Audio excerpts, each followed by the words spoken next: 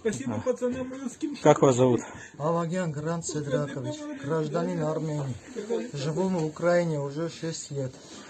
Жена, гражданка Украины, Авагян Мелина Минасовна, погибла 7 числа.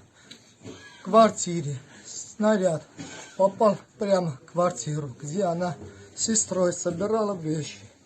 Дети у меня 3, самая маленькая 2 годика.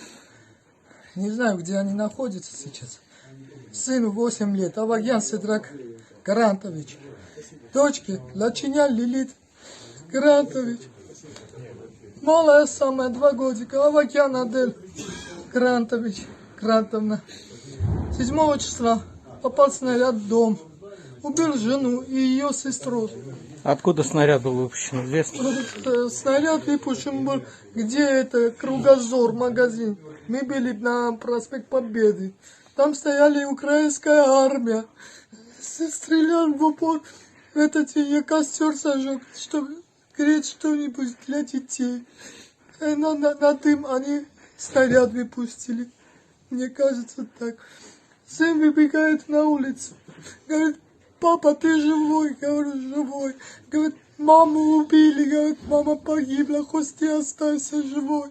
Говорю: сын, подожди. В этот момент 3-й этаж, снаряд попадает опять. И на 1-м были. Я сыну подо мной. Выбегаю, говорю: сын, бежи отсюда. У меня было ранение. Ага, вот. 7 числа. Такая же самая скоба у меня. Пуля это, осколка зашла отсюда, вышел оттуда. Рана уже все, перелом ноги. У меня оперировано живот. Вот. Кишки все. Это мочевой пузырь и печень. Было засечено это осколкой. Доктора сказали: если выживешь 10 дней, выживешь дальше. А если нет, нет. 19 числа, если я не ошибаюсь, доктора 4-й больницы уехали, бросали нас, травматологию, все. Там самая большая все, травматологию было 60 и больше человек, которые не передвижены, которые не... Сбежали все. Остались только семья докторов, щепетильников. Но они же не хирурги, они ничего не могли для нас сделать. Они то, что могли, то сбивать температуру. А 4 дня назад, 5 дней назад, начали военные украинские, которые вроде защищают нас, эти скоты, как они нас назвали, что мы скоты для них, и живой щит для них. Они поднимаются вверх, 4-й этаж поднимаются, расстреливают сами себе, они в ответку к нам стреляют, потом в палатах гнездо делают для пулеметчика, люди там плачут, кричат: оставьте здесь, оставьте нас, мы тоже люди, вы не люди, вы просто скоты для нас. Вот, Зелинский, привет, сука, я тебя убью, я поймаю. Чтоб твои дети чувствовали то же самое, что мои дети чувствуют сейчас. Что они не знают, их отец живой или нет. Знают, что мать погиб. Если твоих детей не было матери, как ты это почувствовал? Что она для вас, что она делала вам? Что? Зачем вы эту войнушку с Америкой? Зачем?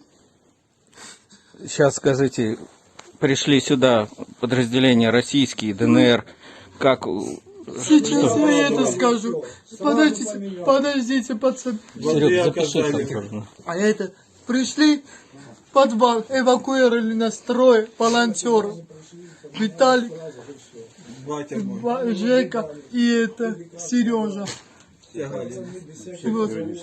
Перенесли всех, травматологии, все, там остался, правда, люди 3 или не знаю, не было возможности. А на следующий день, когда зашли российские войска, как это, знаете, как это, надежда, второй жизни, которые пришли, люди, руки, пожали руки, как дела, как у вас, все нормально, родные. Воды дали нам. Воды дали, все. Сказали, все будет хорошо, вас будут эвакуировать.